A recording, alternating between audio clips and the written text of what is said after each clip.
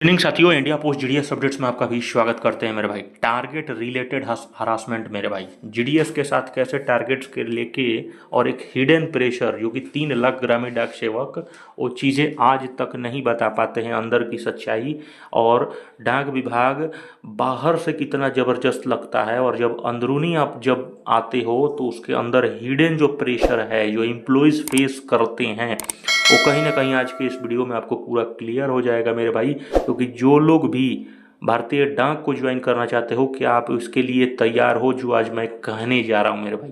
तो इस वीडियो को पूरे अंत तक जरूर देखना, चैनल को सब्सक्राइब जरूर करना। अब देखो मेरे भाई, भारतीय और डाक विभाग में आपको 2 प्रकार की चीज़ें देखने को मिलती है। जीडीएस, जिसको ग्रामीण डाक सेवक कहते हो, ये 10th लेवल की जॉब होती है और 10th लेवल 10 पास के लिए होता है। ये विदाउट जॉब होता है, मतलब बिना एग्ज़ाम का होता है, यानी कि परसेंटेज आपके क्लास 10th के बेसिस पे।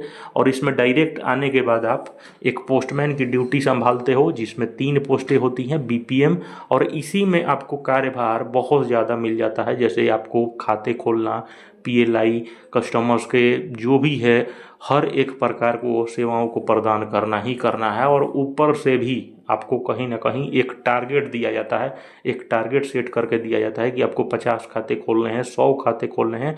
नहीं खोलने पे बहुत प्रकार के हरासमेंट और डिसिप्लिनरी एक्शंस भी लिए जाते हैं। तो इसलिए मेरे भाई आप समझ सकते हो। अब देखो एक बार टारगेट्स रिलेटेड हरासमेंट किस प्रकार से होती है। अब देखो टारगेट्स एक मेजर सोर्स, यानी कि समझ सकते हो एक मेजर सोर्स बन गया है। अब देखो सबसे पहले टारगेट्स में समस्याएं कहाँ आती है, और बंदा जब नया नया इस विभाग में ज्वाइन करता है तो उसको कहाँ समस्या पैदा होता है।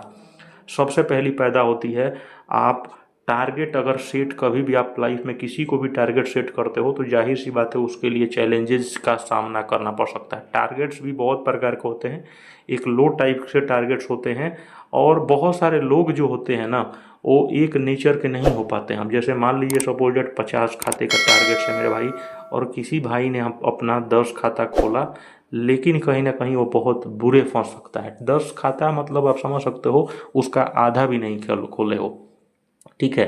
टारगेट्स में भी क्या होता है कि टारगेट्स एक टारगेट नहीं होता है। अब टारगेट में बहुत अलग अलग होते हैं, और टारगेट्स आते हैं तो बहुत प्रकार के आते हैं।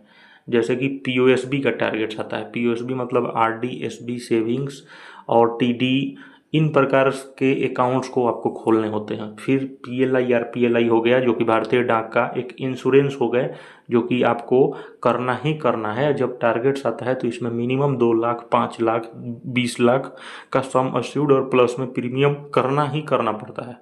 अब देखो मेरे भाई, भारतीय डाक ने पिछले बीते दिनों यहाँ पर भारतीय डाक ने टाई अप कर लिया है आईपीबी से। अब देखो एक टारगेट्स अगर कोई बंदा एक चीज़ से समझे तो एक चीज़ से निकल सकता है। मतलब एक मान लो सपोज डेट अगर पीएलआई का ही सिर्फ टारगेट होता है तो बंदा वो निकल जाता है यार। लेकिन तुम समझ सकते हो टारगेट्स बहुत प्रकार के आते हैं और हर जगह से टारगेट्स आते हैं। पीएलआई हो गया, पीओएसबी हो गया, यहाँ तक का आईपीबी भी, आईपीबी के ब्रांच मैनेजर पर्सनली कॉल कर करके जीडीएस को परेशान, और मतलब भाई देख सकते हो ऑलरेडी बहुत सारे लोग मतलब कहीं ना कहीं वो भी सुनाते हैं कि आपको अकाउंट्स ओपन करने हैं, ऊपर से ऑर्डर आया है ना। तो अब देखो एक आईपीबी का अलग, आईपीबी अकाउंट्स का अलग प्रेशर दिया जा रहा है, यानी कि आईपीबी भी आपको अकाउंट्स में ऐड करना है। कॉल एंड वार्निंग, ये कॉल एंड वार्निंग क्या होता है, जो हायर अधिकारी होते हैं वो कहीं ना कहीं कॉल एंड वार्निंग के माध्यम से बताते हैं कि कहीं ना कहीं खाते खोलने पड़ेंगे। खाते नहीं खोलोगे तो जाहिर सी बात है सैलरी अगले महीने की या इस महीने की सैलरी तुम्हारी रुकने जा रही है। इसके लिए तुम क्या करोगे अब तुम समझो मेरे भाई। तो इस प्रकार के वार्निंग होते हैं। मेंटल पोस्टमैन क्या करते हैं, पूरे मौज लेते हैं, ठीक है। डिपार्टमेंटल जितने भी हो गए, एमटीएस हो गए या डिपार्टमेंटल के जितने भी अधिकारी हो गए, उन पे भी काम है। वर्क का प्रेशर मैं ऐसा नहीं करूँ कि सभी लोग उधर मौज कर रहे हैं, काम है। लेकिन कहीं ना कहीं जो सबसे ज़्यादा शोषित, शोषित कह सकते हो, शोषण वाला जो हो गया, वो कहीं ना कहीं पूरी प्रॉपर तरीके से जीडीएस पे लादा गया है। और जीडीएस ही कहीं ना कहीं भारतीय डाक को प्रॉपर तरीके से जो आपको रेवेन्यू जो हर साल आप देख रहे हो इंक्रीज होते जा रहा है, वो पूरे भारत सर्कल के 23 सर्कल्स के वो जीडीएस का त्याग और परिश्रम का देन है, जो भारतीय डाक इतनी तेजी से रफ्तार से रेवेन्यू जनरेट कर रही है, ठीक है।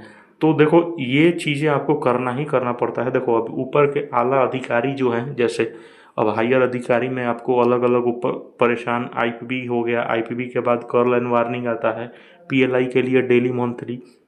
तो इस प्रकार से आपको कहीं ना कहीं इस चीज़ का शोषण, वंचित होना पड़ता है, शोषित तो होना पड़ता है, और टारगेट्स और रिपोर्ट्स क्लियरली देने होते हैं। अब तो देखो नील ट्रांजेक्शन के लिए आपको देखिएगा आपको बुकिंग भी करना होगा हर महीने, पीएलआई का ट्रांजेक्शन और प्लस में पीओएसबी का यानी कि सीबीएस कह सकते हो, ठीक है, कोर बैंकिंग सर्विस का एक ट्रांजेक्शन करना ही करना पड़ता है। यानी कि तीनों सेक्शन में नील ट्रांजेक्शन के लिए भारतीय डाक ने बहुत ज़्यादा ऊपर से ऑर्डर बना के रखे हैं कि इसको ट्रांजेक्शन्स करने ही करने हैं मेरे भाई।